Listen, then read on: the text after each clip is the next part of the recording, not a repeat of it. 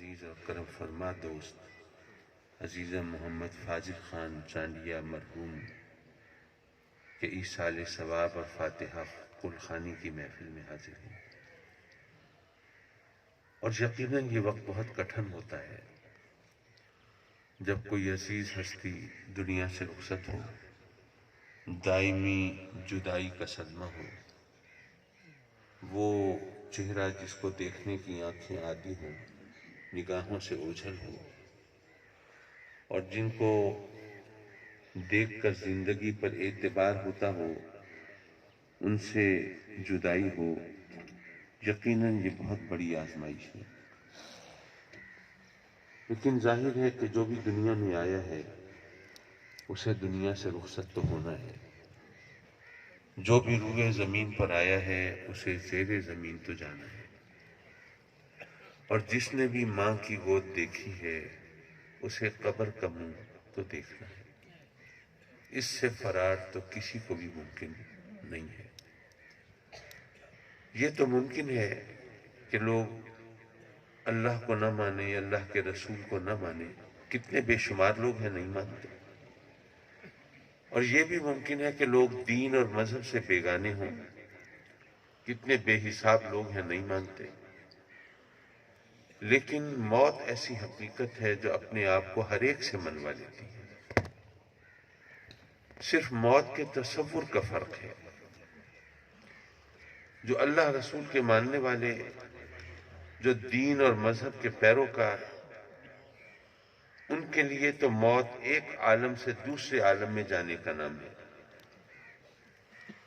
اور جو اللہ رسول کے منکر، ان کے لیے موت ختم ہو جانے کا نام، فنا ہو جانے کا نام، معدوم ہو جانے کا نام۔ لیکن ایک بات شاید بہت سے ساتھی نہ جانتے ہوں کہ دنیا کے، ہم تو مسلمان ہیں، ہم تو کلمہ گو ہیں، اور ظاہر ہے کہ حیات بعد ممات پر، آخرت پر، جنت پر، دوزخ پر، قیامت پر، حساب کتاب پر جب تک ہمارا ایمان نہیں ہوگا ہم مسلمان نہیں ہو سکتے۔ لیکن دنیا کے جتنے بھی قابل ذکر مذاہب ہیں ان سب میں آخرت کا تصور کسی نہ کسی شکل میں موجود ہے۔ چلیے جہاں تک عیسائیت کا اور یہودیت کا معاملہ ہو، وہ تو بنیادی طور پر چونکہ ریویل ریلیجنز ہیں، الہامی مذاہب ہیں، اس لیے اگر ان میں آخرت کا تصور ہے وہ بات تو سمجھ میں آتی ہے۔ لیکن ہندو مت تو الہامی مذہب نہیں ہو سکتا جس میں 3.5 ملین یعنی 35 لاکھ دیوی دیوتاؤں کی عبادت ہوتی ہو، وہ الہامی مذہب کیسے ہو سکتا ہے؟ لیکن اس میں بھی سورگ، نرک، جنت اور دوزخ کا تصور وہاں بھی ہے۔ تو آخر ہر مذہب میں، قابل ذکر مذہب میں، آخرت کا تصور لازمی حصہ کیوں ہے؟ مجھے نہیں پتا کہ میں ایک خاص ٹھیٹ دیہاتی ماحول میں بول رہا ہوں تو مجھے یہ اس فلسفے کی طرف جانا چاہیے یا نہیں، لیکن بات سمجھانے کے لیے میں عرض کروں گا کہ آپ دیکھیے کہ انسان کے بارے میں کہتے ہیں کہ مین از اے سوشل اینیمل، انسان ایک معاشرتی جانور ہے۔ کیا مطلب؟ آپ باقی جانوروں کو دیکھیں، جنگلوں میں اکیلے دکیلے زندگی گزار لیتے ہیں، اپنی کچھار میں، اپنے بھٹ میں، اپنے بل میں، اپنے ٹھکانے پر اپنی مادہ کے ساتھ رہتے ہیں۔ جب ان کے بچے ہوتے ہیں وہ بھی بڑے ہوتے ہیں، وہ بھی اپنے ٹھکانے ڈھونڈ لیتے ہیں۔ وہ کوئی شہر نہیں بساتے، بستیاں آباد نہیں کرتے، وہ کوئی سوسائٹی، کوئی معاشرہ تشکیل نہیں دیتے، وہ اپنے طور پر زندگی گزار لیتے ہیں۔ لیکن انسان جو ہے وہ شہر آباد کرتا ہے، وہ ایک سوسائٹی کو تشکیل دیتا ہے، مل جل کر رہتا ہے۔ وہ اس لیے کہ اس کی ضرورتوں کے گھیرے بہت پھیلے ہوئے ہیں۔ کوئی ہوگا جو خوراک اگائے گا، کوئی ہوگا جو کپڑا بنے گا، کوئی ہوگا جو کپڑے کو لباس کی شکل دے گا، کوئی ہوگا جو جوتا تیار کرے گا، کوئی ہوگا جو برتن بنائے گا، کوئی ہوگا جو علاج معالجے کی سہولتیں فراہم کرے گا۔ اس طرح ہم تقسیم کار کرتے ہیں تو معاشرہ بنتا ہے، اور اس میں ہم مل جل کر رہتے ہیں۔ جب لوگ مل جل کر رہیں گے، اکٹھے رہیں گے، تو ان کے درمیان کہیں کوئی جھگڑا بھی ہوگا، کوئی اختلاف بھی ہوگا، کوئی اختلاف رائے بھی ہوگا، کہیں مفادات کا ٹکراؤ بھی ہوگا، فساد بھی ہوگا۔ تو جب اختلاف ہوگا، جھگڑا ہوگا، تو اس کو طے کرنے کے لیے کوئی ضابطہ بھی چاہیے، کوئی قاعدہ بھی چاہیے، کوئی قانون بھی چاہیے۔ اس ضابطے اور قانون کو عملی شکل دیکھنے کے لیے، اس کے مطابق فیصلے کرانے کے لیے کوئی عدالت بھی چاہیے۔ اس عدالت کے فیصلوں کو مؤثر بنانے کے لیے کوئی قوت نافذہ بھی چاہیے، اس کے اوپر کوئی حکومت بھی چاہیے۔ اس کے بغیر انسانوں کی بستی صحیح طور پر بس نہیں سکتی۔ تو صحیح طور پر پرسکون انداز سے وہی بستیاں بس سکتی ہیں جہاں پر فیصلے انصاف کے مطابق ہوں، ظلم نہ ہو، زیادتی نہ ہو، حق نہ مارا جائے، مظلوم کو تختہ مشق نہ بنایا جائے، بے گناہ کے گلے میں پھندا فٹ نہ کیا جائے، تو تبھی وہ ایک بستی صحیح طور پر پروان چڑھ سکتی ہے۔ اب ہمارے ہاں جو بھی انصاف کے ساتھ ہو رہا ہے، اب اس پر کوئی تبصرہ کروں تو ہو سکتا ہے کہ خود دھر لیا جاؤں۔ لیکن بہرحال ہم جانتے ہیں کہ جہاں پر جج بلیک میل ہوتے ہوں، جہاں پر فیک ڈاکومنٹس، جعلی دستاویزات اور جھوٹے گواہوں کے ذریعے حقائق مسخ کر دیے جاتے ہوں، جہاں پر ہمارے بہت ہی قابل اور لائق وکلاء وہ سچ کو جھوٹ اور جھوٹ کو سچ ثابت کرنے کی صلاحیت سے مالا مال ہوں، جہاں پر قانون موم کی ناک ہو اور صاحبان اثر و رسوخ اور صاحبان اقتدار اس کو اپنے مقصد کے لیے استعمال کرتے ہوں اور من چاہے فیصلے کرائے جا سکتے ہوں، وہاں پر انصاف کا جو حال ہوگا وہ آپ جان سکتے ہیں اور ہم دیکھ رہے ہیں۔ لیکن سوال یہ ہے کہ کیا دنیا کے مہذب ترین ممالک میں کیا ہر فیصلہ انصاف کے مطابق ہوتا ہے؟ ایسا تو نہیں ہے۔ جس کا داؤ وہاں پہ چلتا ہے، چوکتا تو وہاں بھی کوئی نہیں۔ تو ایسی صورت میں پھر یہ انسانی بستی یہ پھر ظلم کا شکار ہو کے پھر بغاوت کی طرف جاتی ہے، پھر ایک آدمی کے اندر گھٹن پیدا ہوتی ہے۔ یہاں پر بھی ہم قصے سنتے ہیں، جناب فلاں کے ساتھ ظلم ہوا اور اس کے نتیجے کے اندر وہ اس نے پھر قانون اپنے ہاتھ میں لیا، پھر خود سزا دینے کا سوچا، پھر ڈاکو بنے، پھر چور بنے، پھر جناب وہ ظلم کے راستے پر نام پیدا کرنے والے بنے۔ یہ تمام چیزیں اس طرح بنتی ہیں، ہوتی ہیں۔ تو انسانی بستی اگر ہم نے صحیح معاشرہ تشکیل دینا ہے تو یہاں سے مذہب کا کردار شروع ہوتا ہے۔ مذہب بتاتا ہے کہ دنیا کے اندر تم عدالتوں میں منمانی کر سکتے ہو، تم اپنی مرضی کے فیصلے کرا سکتے ہو، تم قانون کو خرید سکتے ہو، اس کو موم کی ناک بنا سکتے ہو، تم جھوٹے گواہوں کے ذریعے اپنی پسند کے فیصلے کرا سکتے ہو، تم ججوں کو بھی خرید سکتے ہو۔ لیکن ایک عدالت بہرحال ایسی ہے جہاں یہ ہتھ کنڈے نہیں چلیں گے، اور اس عدالت میں سب کو جانا ہے۔ کسی کے لیے کوئی ریلیکسیشن نہیں ہے، کوئی رعایت نہیں ہے، کوئی چھوٹ نہیں ہے، اور وہاں پر مجرم کو سزا مل کے رہے گی، اور وہاں پر کسی بے گناہ کے گلے میں پھندا فٹ نہیں کیا جا سکے گا۔ یہ مذہب کا کردار جب آتا ہے تو یہاں پر پھر آدمی کے اندر ایک امید کی کرن جگمگاتی رہتی ہے، پھر وہ بغاوت کے راستے پر چلنے سے بچا رہتا ہے، پھر وہ ظلم کے راستے پہ نہیں چلتا، نہیں چلو مجھ پر ظلم ہوا ہے نا، میں صبر کرتا ہوں، اللہ پہ چھوڑتا ہوں، پھر وہ بدلہ خود لے لے گا۔ جب اس طرح آدمی سوچتا ہے تو ایک انسانی معاشرہ چلتا رہتا ہے، ورنہ تو یہ دنیا رہنے کی جگہ نہ رہے۔ تو یہ مذہب کا کردار یہاں پہ چلتا ہے، لیکن اس مقام پر جب تک دو سوالوں کے جواب نہ ملے کوئی مسلمان مطمئن نہیں ہو سکتا۔ پہلا سوال یہ ہے کہ جب اس عدالت میں مجرم کو سزا مل کے رہے گی، اس کو چھوٹ نہیں ملے گی، کوئی رعایت نہیں ہوگی، تو پھر یہ مولوی ہمیں کیوں بتاتے ہیں کہ جناب اللہ سے معافی مانگو، استغفار کرو، توبہ کرو، یہ کرو وہ کرو۔ ہم توبہ کریں نہ کریں، معافی مانگے نہ مانگے، جب مجرم کو سزا مل کے رہے گی تو بس مجرم کو مطمئن ہونا چاہیے مجھے تو سزا ملے گی، بات ختم ہو گئی۔ اب یہ توبہ استغفار کا چکر کیوں چلایا جاتا ہے؟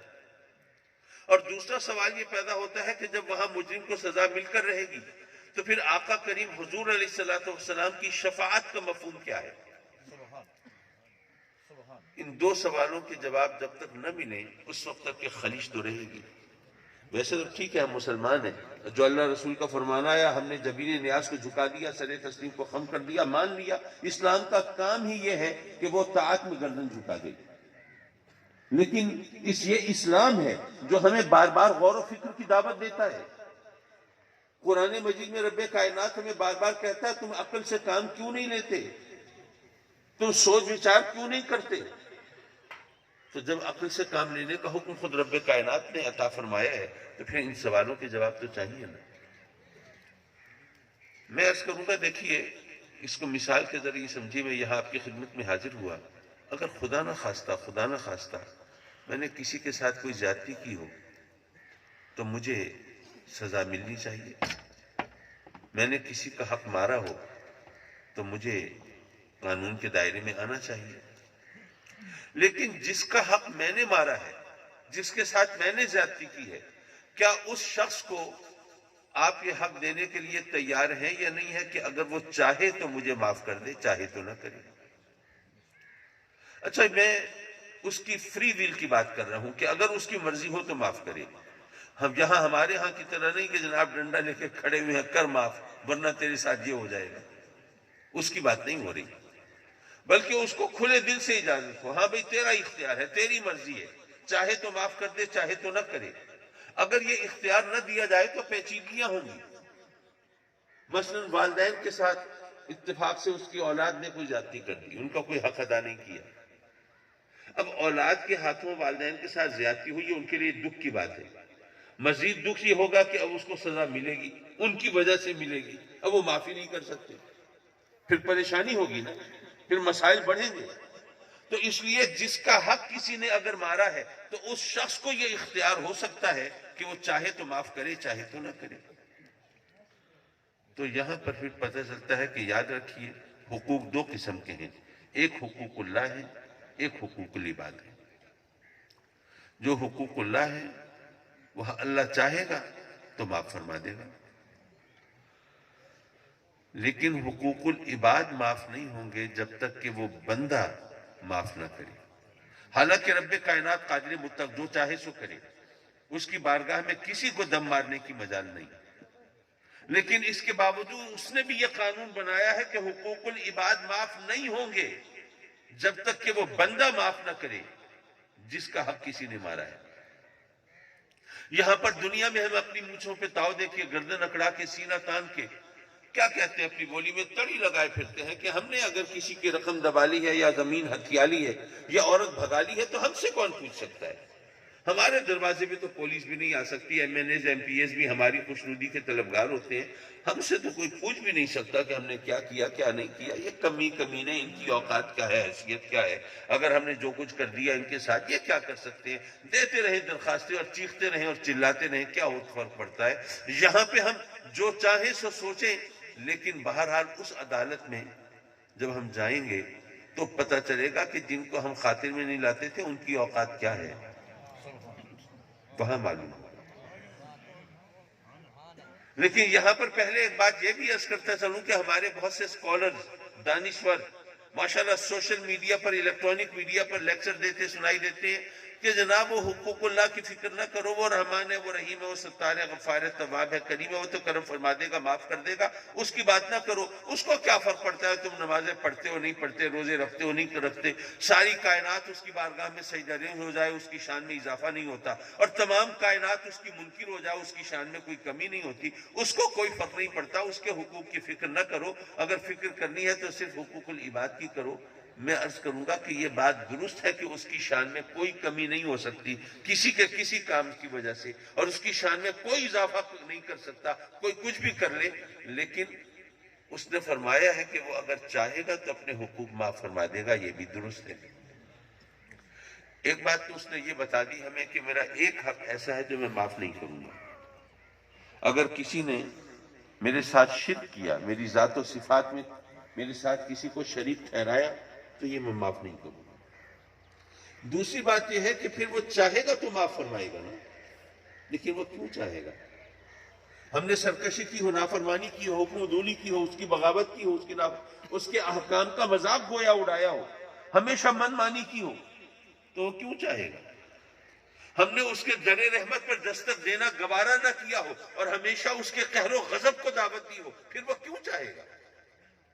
ہم نے کبھی اس سے معافی نہ مانگی ہو، ہمارے دل میں خدا کا خوف پیدا نہ ہوا ہو، ہم نے اس کی عظمت کا اس طرح اقرار نہ کیا ہو، تو پھر وہ کیوں چاہے گا؟ وہ چاہے گا تو اپنے حقوق ضرور معاف کر دے گا، کوئی شک نہیں، لیکن وہ اس کی چاہت کے لیے بھی ہمیں کچھ کرنا ہوگا نا۔ لیکن حقوق العباد بہرحال معاف نہیں ہوں گے جب تک وہ بندہ معاف نہ کرے جس کا حق کسی نے مارا ہے۔ حضرات مکرم، یہاں پر اگر میں ایک حدیث مبارکہ آپ کی خدمت میں پیش کروں اور اس پر تھوڑی سی گفتگو کر دوں تو اس محفل میں ہماری حاضری شاید ہمارے لیے بہت زیادہ بینیفیشل ہو۔ اور مجھے احساس ہے بہت سے دوستوں کو دھوپ تیز لگ رہی ہوگی اور مجھے اپنی گفتگو کو ویسے بھی زیادہ طول نہیں دینا چاہیے، اور میرے دوست جانتے ہیں کہ میں طویل بات کرنے کا عادی بھی نہیں ہوں، لیکن یہ میں ایک حدیث مبارکہ اور اس پر گفتگو اس محفل کے مطابق ضروری خیال کرتا ہوں۔ میرے آقا کریم حضور علیہ الصلوۃ والسلام نے اپنے صحابہ کرام سے پوچھا، تمہیں پتہ ہے مفلس کسے کہتے ہیں؟ اب صحابہ کرام عرب ہیں نا، اور عرب لوگوں کو اپنی زباندانی پہ ناز ہے، اپنی فصاحت و بلاغت پر ان کو غرور ہے، وہ ساری دنیا کو عجم کہتے ہیں، گنگا۔ تو انہوں نے کہا کہ آقا ہمیں پتہ ہے مفلس کسے کہتے ہیں، جو غریب ہے، نادار ہے، قلاش ہے، کنگال ہے، جس کے پلے مال نہیں ہے، پیسے نہیں ہے، جس کے گھر میں 2 وقت چولہا نہیں جلتا، بچوں کا پیٹ پالنا مشکل ہے، وہ مفلس ہے۔ سرکار نے فرمایا نہیں، میں بتاتا ہوں تمہیں مفلس کسے کہتے ہیں۔ فرمایا جب قیامت کا دن ہوگا، محشر برپا ہوگا اور ہم سب کو قبروں سے اٹھایا جائے گا اور پھر ہمارے ہاتھوں میں نامہ اعمال تھمایا جائے گا، اور کسی کے سیدھے ہاتھ میں، کسی کے الٹے ہاتھ میں، اور آپ کو معلوم ہوگا جس کے سیدھے ہاتھ میں نامہ اعمال دیا جائے گا یہ اس کے لیے نوید ہوگی، خوشخبری ہوگی، اللہ کی رحمت کی، بخشش کی، مغفرت کی، جنت کی، اور جس کے الٹے ہاتھ میں دیا جائے گا یہ اس کے لیے وعید ہوگی، بدخبری ہوگی، اللہ کے قہر کی، غضب کی، عذاب کی، جہنم کی۔ یہ خوف کا مقام ہے۔ اچھا، یہاں ایک بات میں عام طور پر ذرا کہتا چلتا ہوں، کیا پتہ کس کا بھلا ہو جائے۔ آپ کو معلوم ہوگا کہ کوئی چیز لینی ہو یا دینی ہو تو اس کے لیے سیدھا ہاتھ استعمال کرنا سنت طریقہ ہے، یہ آپ جانتے ہوں۔ اگر ہم عادی ہو سنت پر عمل کرنے کے تو کیا پتا، کیا خبر، شاید ایسا ہو جائے۔ میں کوئی فتویٰ نہیں دے رہا، میں صرف ایک پاسبلٹی کی، ایک امکان کی بات کر رہا ہوں۔ ممکن ہے ایسا ہو جائے کہ قیامت کے دن فرشتے آئے نامہ اعمال دینے، ہماری عادت ہو ہم عادتاً سیدھا ہاتھ بڑھا دیں اور فرشتے ہمارے سیدھے ہی ہاتھ میں نامہ اعمال پکڑا دیں، اور آقا کریم صلی اللہ علیہ وسلم کی محض ایک سنت پر عمل کے صدقے میں وہ قیامت کے دن کو بخشش کی صورت بن جائے۔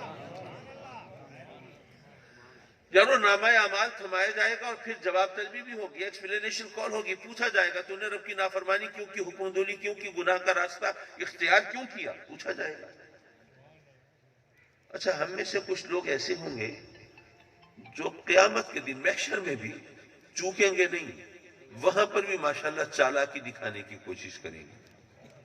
جب ان سے پوچھا جائے گا نا یہ گناہ کیوں کیا تو نے، مکر جائیں گے، مولا میں نے کیا ہی نہیں، گناہ نہیں کیا، ریکارڈ موجود ہے، نامہ اعمال موجود ہے۔ تو جیسے غالب کا شعر ہے نا کہ پکڑے جاتے ہیں فرشتوں کے لکھے پر ناحق، پکڑے جاتے ہیں فرشتوں کے لکھے پر ناحق، آدمی اپنا کوئی تادم تحریر بھی تھا، مولا یہ نامہ اعمال تو فرشتوں نے کمپائل کیا ہے نا۔ جب فرشتے ہمارے نامہ اعمال میں ہمارے اعمال درج کر رہے تھے تو ہمارا کوئی بندہ تھا نگرانی کے لیے، کراس چیک کے لیے، کوئی ڈنڈی تو نہیں مار رہے، کوئی گڑبڑ تو نہیں کر رہے، کوئی غلط انٹری تو نہیں ڈال رہے نامہ اعمال میں، مولا یہ کام میں نے نہیں کیے، یہ فرشتوں سے پوچھا جائے۔ پھر کیا ہوگا؟ جنہوں نے سورہ یاسین ترجمے کے ساتھ پڑھی ہے وہ جانتے ہیں، الیوم نختم علی افواہہم، یہ دن وہ ہوگا جب ہمارے منہ پر مہریں لگا دی جائیں اور ہمارے جسم کے اعضاء کو زبان میں ہاتھ گواہی دیں گے، مولا نامہ اعمال میں سچ لکھا ہے، یہ ظلم، یہ جرم، یہ گناہ اس نے ہمارے ذریعے سے کیا، ٹانگیں بھی گواہی دیں گی، مولا یہ گناہ کرنے کے لیے ہمارے ساتھ تو چل کر گیا تھا، آنکھیں بھی گواہی دیں گی، مولا ہم سے بھی مدد لیتا تھا، اور فحاشی اور یعنی بے حیائی کے مناظر تو دیکھا ہمارے ذریعے سے کرتا تھا۔ یعنی سوچو کیسا کڑا وقت ہوگا، کیسی سخت آزمائش ہوگی، اپنے ہاتھ پاؤں اپنے خلاف گواہی دے رہے ہوں گے۔ یہاں دنیا میں ارباب اقتدار کے خلاف پہلے تو کوئی گواہی دینے کے لیے تیار نہیں ہوتا، اور اگر کوئی چلا بھی جائے تو کبھی خوف یا لالچ سے اس کو چپ کرا دیا جاتا ہے، اور اگر کوئی اور بس چلتا دکھائی نہ دیتا ہو تو ہمیشہ کے لیے زبان بندی کے احکام صادر کر دیے جاتے ہیں۔ ہوتا ہے شب و روز تماشا میرے ہاں، لیکن کبھی موقع ملے تو بتانا کہ یہاں دنیا کی عدالتوں میں تو ان ہتھ کنڈوں سے تم جان چھڑا لیتے ہو، وہاں کیا کرو گے جہاں اپنے ہاتھ پاؤں اپنے خلاف گواہی دے رہے ہیں۔ خشک موسم کو تصور میں برابر رکھنا، چشم نم جی خشک موسم کو تصور میں برابر رکھنا، چشم نم کل کے لیے اشک بچا کر رکھنا۔ یہاں ایک عقیدے کی بات بھی کرتا چلوں، تھوڑی دیر کے لیے ان مفتیان کرام سے معذرت کر لیجئے اور اپنے دل کو مفتی بنا لیجئے، اور اپنے دل کے مفتی سے یہ پوچھئے کہ جب قیامت کے روز ہمارے ہاتھ پاؤں ہمارے خلاف گواہی دے رہے ہوں گے، اگر اس وقت ہمارے یہ انگوٹھے جو ہیں انہوں نے یہ گواہی دی کہ جب مولا جب تیرے محبوب کا نام آتا تھا یہ چوم کے ہمیں آنکھوں سے لگا لیتا تھا، تو اس گواہی کا پھر ہمیں فائدہ ہوگا یا نقصان ہوگا؟ ادھر ادھر کی کوئی بات نہیں، دل کا مفتی جو فتویٰ دے اس پہ عمل کر لیا گیا۔ معاف کیجئے، میں عرض کر رہا تھا آقا کریم صلی اللہ علیہ وسلم کی حدیث مبارکہ کا ذکر کر رہا تھا کہ آقا کریم نے فرمایا کہ جب قیامت کا دن ہوگا، محشر برپا ہوگا، ہمیں قبروں سے اٹھایا جائے گا اور نامہ اعمال ہمارے ہاتھوں میں تھمایا جائے گا، تو کچھ ایک شخص ایسا ہوگا، آقا کریم صلی اللہ علیہ وسلم نے تو مثال کے طور پر ایک شخص کا ذکر فرمایا، ایسے بے شمار ہوں گے۔ فرمایا ایک شخص ایسا ہوگا جس کے نامہ اعمال میں بڑی نیکیاں ہوں گی، اس نے بہت نمازیں پڑھی ہوں گی، صدقے کیے ہوں گے، خیرات کی ہوگی، حج کیے ہوں گے، عمرے کیے ہوں گے، نہ جانے کیا کیا عبادت اس کے نامہ اعمال میں درج ہوگی، لیکن اس نے بہت سے لوگوں کے حق بھی مارے ہوں گے۔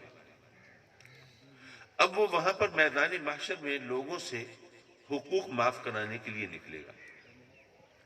مثلا پہلے شخص کے پاس پہنچے گا، جا کے منت سماجت کرے گا، بھائی میں نے بڑا ظلم کیا تیرے ساتھ دنیا میں نے تیرا حق مار لیا تھا، میں اپنی غلطی کا اعتراف کرتا ہوں، مانتا ہوں، میں ہاتھ جوڑتا ہوں، مہربانی کر مجھے اللہ نام پہ معاف کر دے۔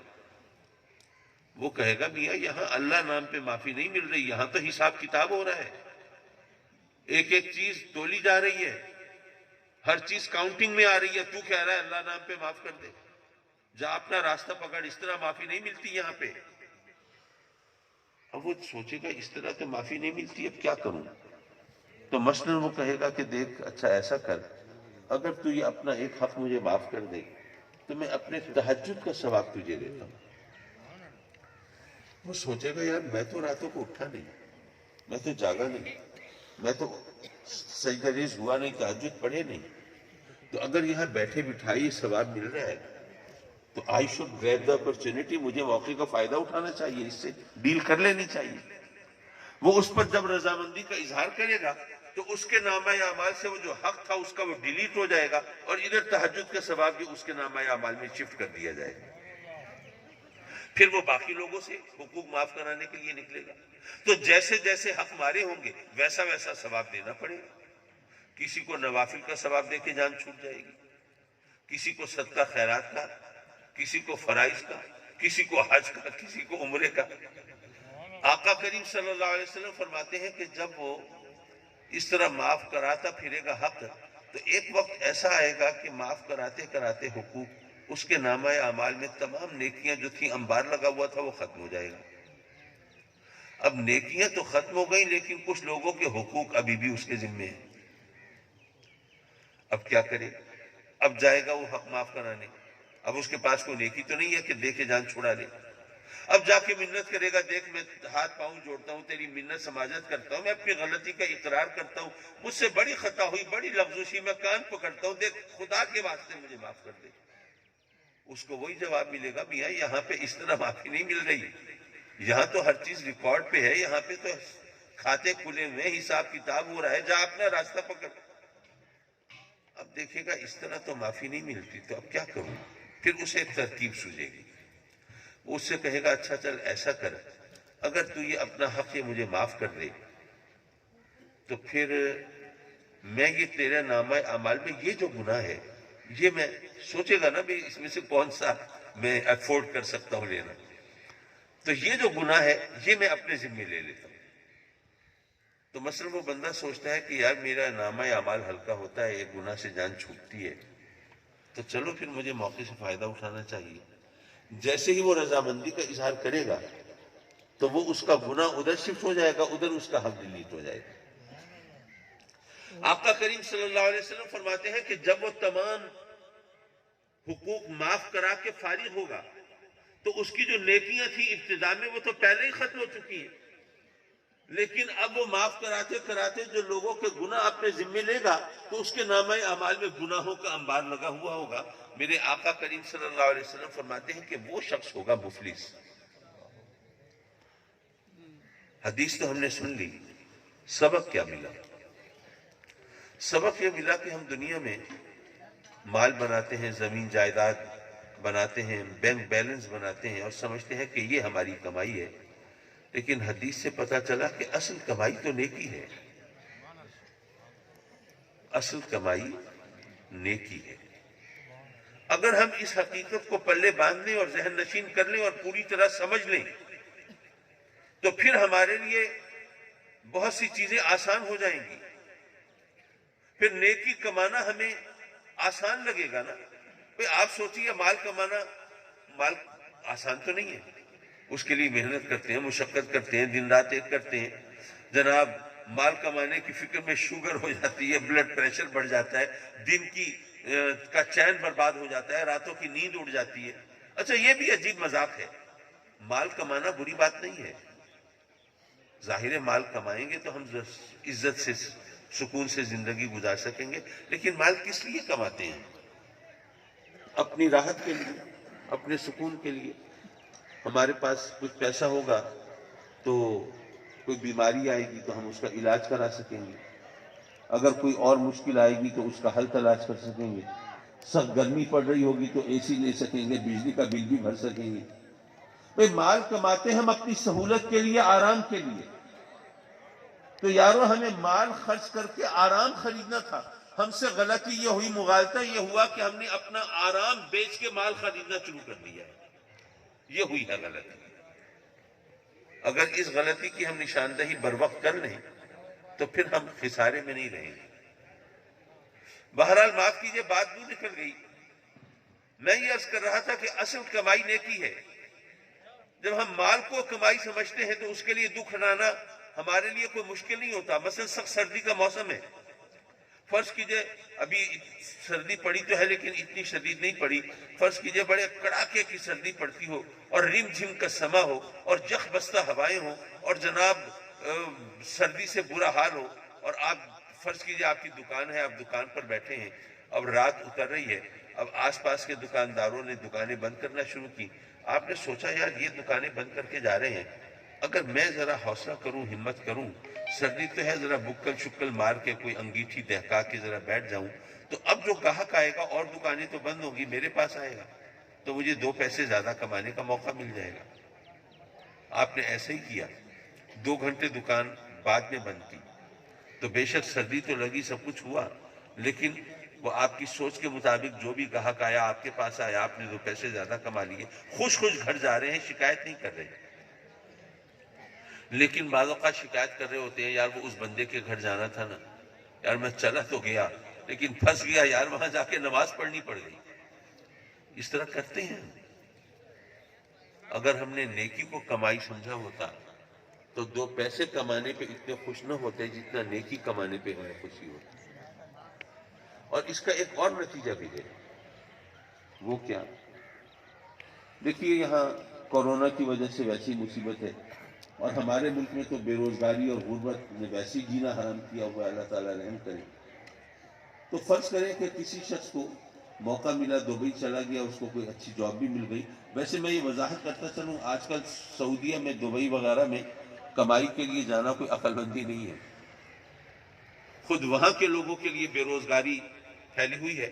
اب اس کے اسباب پہ میں نے اگر بات کرنا شروع کی، بات لمبی ہو جائے گی اور انٹرنیشنل پالیٹکس کی طرف نکل جائے گی کہ کس طرح انہوں نے امریکہ کی غلامی کی ہوئی ہے، اور امریکہ خود ان کے پیسوں پہ چل رہا ہے، اور وہ اب اپنے ملک کو سپورٹ کرنا ان کے لیے مشکل ہو رہا ہے۔ لیکن میں اب ادھر جا کے ظاہر ہے کل خانی کی محفل ہے، تو ان باتوں کی طرف نہ ہی نکلوں تو بہتر ہے۔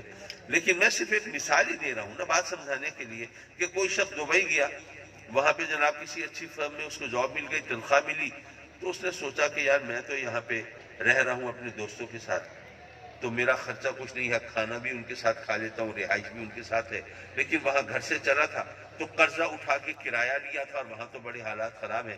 تو آپ نے کمپنی کے کیشیئر کو کہا کہ بھائی یہ میرے والد کا نام ہے، ان کے نام یہ میری تنخواہ کا ڈرافٹ بنا دو، میں نے گھر تنخواہ بھیج دی۔ اگر وہ کیشیئر کہے کہ نہیں جی یہ تو نہیں ہو سکتا، آپ کہیں کیوں نہیں ہو سکتا بھائی؟ وہ کہے جی ملازمت آپ کرتے ہیں، محنت آپ کرتے ہیں، خون پسینہ آپ جلاتے ہیں، دن رات آپ ایک کر کے یہ کام کرتے ہیں، اور تنخواہ آپ دوسرے کو دے دیں، یہ تو نہیں ہو سکتا۔ اگر کوئی یہ کہے تو کیا آپ مان لیں گے کہ ہاں بھائی بات تو ٹھیک ہے، میری تنخواہ کسی اور کو نہیں دی جا سکتی؟ آپ تو اس کے گلے پڑ جائیں گے، میاں تو کون ہے روکنے والا؟ میری تنخواہ ہے نا، میری کمائی ہے، میں جس کو چاہوں دوں، تجھے کیا تکلیف ہے؟ اگر ہم مال کمائیں، پیسہ کمائیں اور اپنی مرضی سے کسی کو دینا چاہیں اور کوئی رکاوٹ ڈالے تو ہم اس کے گلے پڑ جاتے ہیں، میاں تجھے کیا تکلیف ہے، میرا مال ہے، میں جس کو چاہوں دوں۔ لیکن جب نیکی کی کمائی اگر ہم کسی کو دینے لگیں تو بعض اوقات فتوے لگنے لگ جاتے ہیں، نہیں جی نہیں دے سکتے۔ نیکی کو کمائی سمجھیں تو پھر ان فتووں پہ کان نہیں دھریں گے، میری کمائی ہے نا، میں جس کو چاہوں دوں، تمہیں کیا تکلیف ہے؟ حضرات محترم، نیکی کی کمائی ہم اپنے والدین کو، اپنے عزیزوں کو، رشتہ داروں کو، دوستوں کو، احباب کو بھیج سکتے ہیں۔ صرف ایک خیال ہمیں کرنا پڑے گا کہ نیکی کی کمائی کسی ایسے کو نہ بھیجیں جو اللہ رسول کا دشمن ہے۔ اگر اس کو بھیجیں گے تو کمائی بھی اس کو نہیں پہنچے گی، الٹا گناہ بھی ہمارے سر ہوگا، جس کو کہتے ہیں نیکی برباد، گناہ لازم۔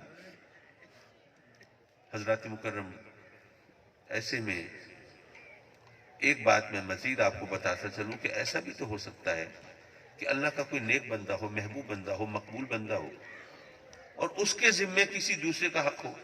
بھئی انسان ہے نا، خطا کا پتلا ہے، تو پھر کیا ہوگا؟ اللہ تعالیٰ اس کو بھی خود معاف نہیں فرمائے گا، بلکہ کیا کرے گا؟ جس بندے نے اس کا حق، جس بندے کا حق اس کے ذمے ہے، اس کے محبوب بندے، اس کو بلائے گا اور اس کو فرمائے گا کہ دیکھ میرے اس بندے کے ذمے تیرا ایک حق بنتا ہے، اگر تو اپنا یہ ایک حق اس کو معاف کر دے تو مجھ رب کائنات کے جتنے حق تیرے تجھ پہ بنتے ہیں میں سب تجھے معاف کرتا ہوں۔ تو ظاہر ہے وہ تو خوشی سے اچھل پڑے گا، ناچنے لگے گا، وہ کہے گا جناب میں نے نمازیں پڑھی نہیں، روزے رکھے نہیں، حلال حرام میں گڑبڑ کرتا رہا، جناب رب کی نافرمانی کرتا رہا، اور یہ تمام رب کائنات اپنے حقوق جو ہے مجھے معاف کر رہا ہے صرف اس ایک حق کے بدلے جو میں اس کو معاف کر دوں، تو اس سے بہتر سودا اور کیا ہو سکتا ہے؟ تو وہ تو دوڑ کے اس بارگینی کو قبول کرے گا۔ تو رب کائنات اپنے محبوبوں کو بھی اگر ان کے ذمے کوئی حق ہے خود معاف نہیں فرمائے گا۔ اور یہاں پر میرا ذوق تو مجھے یہ کہتا ہے کہ یہ بات کہہ دوں کہ اس سے پتہ یہ چلا کہ اگر کوئی واقعی اللہ کا محبوب، اللہ کا ولی، اگر وہ کسی کا حق مار لے تو وہ بھی اس بندے کے لیے گویا نعمت ہے، کیونکہ آخرت میں اس ایک حق کو معاف کراتے ہوئے رب کائنات اپنے سارے حق معاف فرماتے ہیں، یہ بھی گویا اس کے حق میں نعمت ہے۔ رہی بات شفاعت کی کہ آقا کریم صلی اللہ علیہ وسلم کی شفاعت کا مفہوم کیا ہے، تو یہ میں آخر میں مختصر چند لفظوں میں بیان کرتا چلوں۔ میرے آقا کریم صلی اللہ علیہ وسلم میدان محشر میں رب کی بارگاہ میں سجدہ ریز ہوں گے اور اس کی وہ پاکیزگی بیان کریں گے، وہ بڑائی بیان کریں گے، وہ شان بیان کریں گے جو کبھی کسی نے نہیں کی ہوگی۔ اچھا لوگ بھی خوب ہیں، عجیب عجیب باتیں کرتے ہیں، جیسے میں نے بھی بتایا نا ہمارے ہاتھ پاؤں گواہی دے رہے ہوں گے، تو ایک بیرسٹر صاحب نے سوال کیا مجھ سے، کہنے لگے قاضی صاحب یہ بتائیے جو ہاتھ پاؤں گواہی دیں گے کہ اللہ کے حکم پر اللہ کی مرضی سے بولیں گے؟ میں نے کہا بے شک۔ کہنے لگے پھر یہ بھی بتا دیجئے کہ وہ گواہ جو کسی اور کی مرضی سے بولے اس کی گواہی قابل قبول ہوتی ہے؟ اب آپ سوچئے انسان کا ذہن کہاں پرواز کر رہا ہے۔ میں نے ان سے کہا کہ جی آپ کا مطلب یہ ہے کہ رب کائنات معاذ اللہ ہمارے ہاتھ پاؤں سے غلط گواہی دلوا کے ہمیں جہنم میں ڈالنے کا بہانہ پیدا فرما رہا ہے؟ اگر رب کائنات ہمیں جہنم میں ڈالنا چاہے اسے کسی بہانے کی ضرورت ہے؟ وہ جو چاہے سو کرے، اس کو کوئی بہانہ نہیں چاہیے۔ اور دنیا میں اگر ہم یہ کہتے ہیں کہ وہ گواہ جو کسی اور کی مرضی سے بولے اس کی گواہی قابل قبول نہیں ہوتی، تو یہ اس لیے کہ وہ تو پھر گواہ جو ہے وہ عدالت کو گمراہ کر دے گا نا، وہ حقائق کو چھپا لے گا نا، وہاں پہ کیس کی شکل بگاڑ دے گا۔ لیکن جہاں پر رب کائنات مسند انصاف پہ بیٹھا ہو وہاں کون گمراہ کر سکتا ہے؟ تو یہ قاعدے قانون وہاں نہیں چلیں گے۔ اور آقا کریم صلی اللہ علیہ وسلم کی میں نے جو کہا کہ وہ شان بیان کریں جو کبھی کسی نے نہیں کی ہوگی۔ ایک صاحب کہنے لگے یہ آپ بھی عجیب عجیب باتیں کرتے ہیں، 1,24,000 کم و بیش تو انبیاء تشریف لائے، اور جناب فرشتے کتنے ہیں وہ تو بے حساب ہے، ان کو تو کوئی شمار ہی نہیں کر سکتا، اور رب کائنات نے کتنی مخلوق پیدا کی، آپ کہہ رہے ہیں کہ کسی نے وہ شان بیان نہیں کی ہوگی؟ کیسے نہیں کی ہوگی؟ میں نے کہا ایسے نہیں کی ہوگی کہ رب کائنات کی وہ شان وہ عظمت کوئی اور جانتا ہی نہیں جو میرے آقا کریم جانتے ہیں، پھر کوئی بیان کیسے کر سکتا ہے؟ تو رب کائنات اپنے محبوب کی ناز برداری فرمائے گا، لاد اٹھائے گا، محبوب سے فرمائے گا اے محبوب اپنے سر مبارک کو اٹھا تو صحیح، تیری بات سنی جائے گی، تیری شفاعت قبول کی جائے گی۔ میرے آقا کریم شفاعت فرمائیں گے اپنے غلاموں کے حق میں، لیکن چونکہ آقا کریم جانتے ہیں کہ رب کائنات حقوق العباد خود معاف نہیں فرماتا، تو آقا کریم کی شفاعت بھی حقوق اللہ کے حوالے سے ہوگی کہ مولا میرے یہ غلام، یہ میرے امتی، انہوں نے جو تیری نافرمانی کی، تیری حکم دولی کی، جو تیرے حقوق ادا نہیں کیے، مولا تو کرم فرما۔ شفاعت بھی آقا کریم کی حقوق اللہ کے حوالے سے ہوگی، حقوق العباد کے حوالے سے نہیں ہوگی۔ اور اگر کسی کے حوالے سے بالفرض آقا حقوق العباد کے حوالے سے بھی شفاعت فرمائیں گے تو رب کائنات اسی طرح معافی دلوائے گا جس طرح میں نے پہلے بتایا کہ اس بندے سے معافی دلوائے گا، خود معاف نہیں فرمائے گا۔ حضرات مکرم، اللہ تبارک و تعالیٰ اپنے کرم سے ہمارے دوست محترم ساتھی محمد فاضل صاحب چانڈیا کی مغفرت فرمائے اور ان کی امانتوں کی حفاظت فرمائے، ان کے پسماندگان کو صبر جمیل دے اور آئندہ جان و مال کے نقصان سے محفوظ رکھے۔ وآخر دعوانا ان الحمدللہ۔